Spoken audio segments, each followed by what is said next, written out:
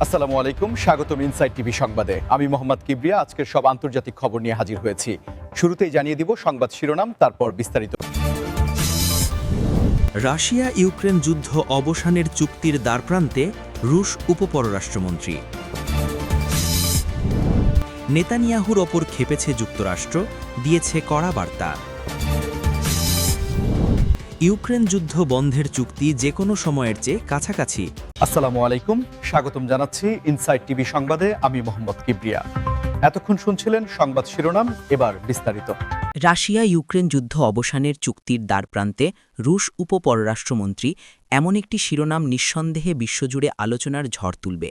দীর্ঘদিনের এই সংঘাতের অবসান ঘটিয়ে শান্তি ফিরে আসার সম্ভাবনা তৈরি হলে তা কোটি কোটি মানুষের মনে আশার সঞ্চার করবে। রুশ উপপররাষ্ট্রমন্ত্রীর এই মন্তব্য তাৎপর্যপূর্ণ, কারণ এর আগে দুপক্ষের মধ্যে তেমন কোনো উল্লেখযোগ্য অগ্রগতির খবর পাওয়া যায়নি। তবে দ্বারপ্রান্তে শব্দটি ব্যবহারের মাধ্যমে তিনি আসলে ঠিক কী বোঝাতে চেয়েছেন তা আরও বিশদ আলোচনার দাবি রাখে। কোনো চুক্তিতে পৌঁছানোর জন্য উভয় পক্ষকেই কিছু বিষয় ছাড় দিতে হয়। ইউক্রেনের সার্বভৌমত্ব এবং আঞ্চলিক অখণ্ডতা বজায় রাখার বিষয়টি এখানে সবচেয়ে গুরুত্বপূর্ণ। একই সাথে রাশিয়ার নিরাপত্তা উদ্বেগগুলোকেও আমলে নিতে হবে। আন্তর্জাতিক মহল শুরু থেকেই এই সংঘাতের একটি শান্তিপূর্ণ সমাধানের পক্ষে ছিল। জাতিসংঘের মহাসচিব থেকে শুরু করে বিভিন্ন দেশের রাষ্ট্রপ্রধানরা একাধিকবার মধ্যস্থতার চেষ্টা করেছেন। যদি সত্যিই কোনো চুক্তি স্বাক্ষরিত হয়, তাহলে এর কার্যকারিতা এবং দীর্ঘমেয়াদী প্রভাব কেমন হবে তা নিয়েও বিশ্লেষণ প্রয়োজন।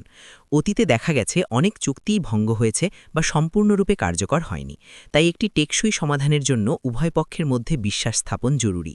এই চুক্তিতে কোন কোন বিষয়গুলো অন্তর্ভুক্ত থাকবে? যুদ্ধবিরতি, সেনা প্রত্যাহার, সীমান্ত নির্ধারণ, ক্ষতিপূরণ এবং নিরাপত্তা গ্যারান্টি, এই সব বিষয়গুলো নিয়ে বিস্তারিত আলোচনা প্রয়োজন।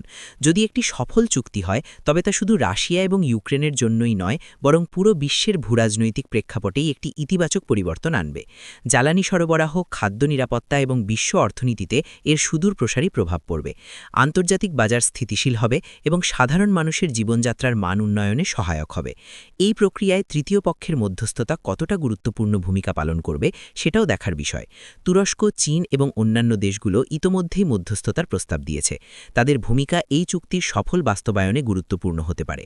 সব মিলিয়ে রুশ উপপররাষ্ট্রমন্ত্রীর এই মন্তব্য এক নতুন আশার আলো দেখাচ্ছে। তবে এর পেছনের বিস্তারিত তথ্য এবং ভবিষ্যৎ পদক্ষেপগুলো দেখার জন্য আমাদের আরও অপেক্ষা করতে হবে। নেতানিয়াহুর ওপর ক্ষেপেছে যুক্তরাষ্ট্র, দিয়েছে কড়া বার্তা। এই শিরোনামটি ইঙ্গিত দিচ্ছে যে ইসরায়েল এবং যুক্তরাষ্ট্রের মধ্যে বিদ্যমান সম্পর্কে টানাপোড়েন সৃষ্টি হয়েছে। বেনিয়ামিন নেতানিয়াহু ইসরায়েলের একজন প্রভাবশালী নেতা, যিনি দীর্ঘদিন ধরে দেশটির প্রধানমন্ত্রী হিসাবে দায়িত্ব পালন করছেন। যুক্তরাষ্ট্রের সাথে ইসরায়েলের সম্পর্ক ঐতিহাসিকভাবে খুবই শক্তিশালী, কিন্তু মাঝে মাঝে বিভিন্ন ইস্যুতে মতপার্থক্য দেখা যায়। ক্ষেপেছে এবং কড়া বার্তা শব্দগুলো ব্যবহার করা হয়েছে, যা সাধারণত কূটনৈতিক ভাষায় খুব কমই শোনা যায়। এর অর্থ হল পরিস্থিতি গুরুতর এবং যুক্তরাষ্ট্র ইসরায়েলের কিছু পদক্ষেপ নিয়ে গভীরভাবে অসন্তুষ্ট। এই অসন্তোষের পেছনে বেশ কিছু কারণ থাকতে পারে। উদাহরণস্বরূপ, ফিলিস্তিন ইসরায়েল সংঘাতের সমাধান, বসতি স্থাপন নীতি, আঞ্চলিক নিরাপত্তা এবং ইরানের পারমাণবিক কর্মসূচি, এগুলো এমন কিছু স্পর্শকাতর বিষয় যেখানে দুদেশের মধ্যে ভিন্নমত থাকা স্বাভাবিক। যুক্তরাষ্ট্র বরাবরই দ্বিরাষ্ট্র সমাধানের পক্ষে, যেখানে একটি স্বাধীন ফিলিস্তিন রাষ্ট্র ইসরায়েলের পাশে শান্তিপূর্ণভাবে সহাবস্থান করবে। কিন্তু নেতানিয়াহুর নেতৃত্বাধীন সরকারের কিছু নীতি এই সমাধানের পথে বাধা সৃষ্টি করতে পারে বলে যুক্তরাষ্ট্র মনে করে। কড়া বার্তা দেওয়ার মাধ্যমে যুক্তরাষ্ট্র সম্ভবত ইসরায়েলকে তাদের নীতি পুনর্বিবেচনা করতে এবং আন্তর্জাতিক আইন ও চুক্তির প্রতি শ্রদ্ধাশীল হতে চাপ দিচ্ছে। এই ধরনের বার্তা সাধারণত ব্যক্তিগত আলোচনা, কূটনৈতিক চ্যানেল বা এমনকি জনসম্মুখে দেওয়া হতে পারে। এই ঘটনা ইসরায়েলের অভ্যন্তরীণ রাজনীতিতেও প্রভাব ফেলতে পারে।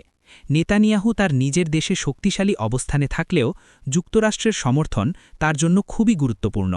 মার্কিন সামরিক ও অর্থনৈতিক সাহায্য ইসরায়েলের নিরাপত্তা এবং স্থিতিশীলতার জন্য অপরিহার্য। তাই এই ধরনের টানাপোড়েন ইসরায়েলের জন্য ভালো খবর নয়। যুক্তরাষ্ট্রের এই পদক্ষেপ হয়তো নেতানিয়াহুকে তার নীতিতে কিছু পরিবর্তন আনতে বাধ্য করতে পারে। তবে নেতানিয়াহু একজন দৃঢ়চেতা নেতা হিসেবে পরিচিত, যিনি তার দেশের স্বার্থকে সর্বোচ্চ অগ্রাধিকার দেন। তাই তিনি কতটা নমনীয় হবেন তা এখনই বলা মুশকিল। আন্তর্জাতিক রাজনীতিতে এই ধরনের ঘটনা খুবই সাধারণ, যেখানে মিত্র দেশগুলোর মধ্যেও ভিন্ন মত দেখা যায়। গুরুত্বপূর্ণ হল এই মতপার্থক্যগুলো কিভাবে সমাধান করা হয়। যদি দুদেশ একটি গ্রহণযোগ্য সমাধানে পৌঁছাতে না পারে, তবে এর দীর্ঘমেয়াদী প্রভাব পড়তে পারে মধ্যপ্রাচ্যের শান্তি প্রক্রিয়া এবং আঞ্চলিক স্থিতিশীলতার ওপর। ইউক্রেন যুদ্ধ বন্ধের চুক্তি যে কোনো সময়ের চেয়ে কাছাকাছি। ডোনাল্ড ট্রাম্পের এই মন্তব্য বিশ্বজুড়ে কৌতূহল সৃষ্টি করেছে। একজন সাবেক মার্কিন প্রেসিডেন্ট হিসেবে তার কথার গুরুত্ব অপরিসীম। ট্রাম্প বরাবরই রাশিয়া ইউক্রেন সংঘাতের একটি দ্রুত সমাধানের পক্ষে ছিলেন এবং দাবি করেছেন যে তিনি প্রেসিডেন্ট থাকলে এই যুদ্ধ কখনোই শুরু হতো না। যে কোনো সময়ের চেয়ে কাছাকাছি, এই উক্তিটি খুবই শক্তিশালী এবং এর মাধ্যমে তিনি একটি আশার বার্তা দিয়েছেন। তবে এই দাবির পেছনে তার কাছে কী ধরনের তথ্য আছে তা পরিষ্কার নয়। তিনি কি কোনো গোপন কূটনৈতিক চ্যানেলের মাধ্যমে তথ্য পেয়েছেন, নাকি এটি তার নিজস্ব বিশ্লেষণ? ট্রাম্পের রাজনৈতিক কেরিয়ার এবং আন্তর্জাতিক সম্পর্কের প্রতি তার দৃষ্টিভঙ্গি বরাবরই বিতর্কিত। তিনি প্রায়শই প্রচলিত কূটনৈতিক প্রথা ভেঙে সরাসরি মন্তব্য করে থাকেন। তার এই মন্তব্য এমন এক সময়ে এলো যখন রুশ উপপররাষ্ট্রমন্ত্রীও একই ধরনের ইঙ্গিত দিয়েছেন। এটি কাকতালীয় হতে পারে, আবার এর পেছনে কোনো বৃহত্তর কূটনৈতিক উদ্যোগও থাকতে পারে যা এখনও প্রকাশ্যে আসেনি। যদি সত্যিই ইউক্রেন যুদ্ধ বন্ধের চুক্তি চূড়ান্ত পর্যায়ে থাকে, তবে এটি বিশ্ব শান্তির জন্য একটি বিরাট সাফল্য হবে। কিন্তু এই চুক্তি কেমন হবে এবং এর শর্তাবলী কি হবে তা নিয়ে জল্পনা কল্পনা চলছে। ট্রাম্প অতীতে রাশিয়ার সাথে সুসম্পর্ক বজায় রাখার পক্ষপাতী ছিলেন, তাই তার মধ্যস্থতায় কোনো চুক্তি হলে রাশিয়ার জন্য কিছু সুবিধা থাকতে পারে বলে ধারণা করা হচ্ছে। তবে ইউক্রেনের স্বার্থ এবং সার্বভৌমত্ব এখানে মুখ্য বিষয়। ইউক্রেন তার ভূখণ্ড থেকে রুশ সেনা প্রত্যাহারের দাবি করে আসছে, যা রাশিয়ার জন্য সহজে মেনে নেওয়া কঠিন হতে পারে। এই চুক্তির সফল বাস্তবায়নের জন্য উভয় পক্ষের মধ্যে আস্থা এবং ছাড় দেওয়ার মানসিকতা জরুরি। ট্রাম্পের মতো একজন প্রভাবশালী ব্যক্তিত্বের মন্তব্য এই প্রক্রিয়াকে গতিশীল করতে পারে। তবে তিনি যেহেতু এখন ক্ষমতায় নেই, তাই তার সরাসরি প্রভাব সীমিত।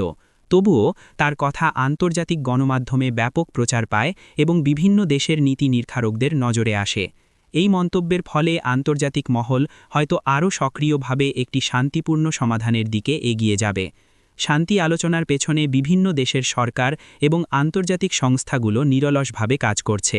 ট্রাম্পের এই বার্তা সেই প্রচেষ্টাগুলোকে আরও উৎসাহিত করতে পারে। যদি একটি চুক্তি সত্যিই কাছাকাছি থাকে, তবে এটি হবে বিশ্বজুড়ে লাখ লাখ মানুষের জন্য একটি বড় স্বস্তির খবর। এই সংঘাতের ফলে সৃষ্ট মানবিক বিপর্যয়, অর্থনৈতিক ক্ষতি এবং ভূরাজনৈতিক অস্থিরতা থেকে বিশ্ব মুক্তি পেতে চাইবে। আশা করা যায় খুব শীঘ্রই আমরা এই চুক্তির বিষয়ে আরও বিস্তারিত জানতে পারব এবং শান্তি প্রতিষ্ঠার পথে একটি নতুন দিগন্ত উন্মোচিত হবে।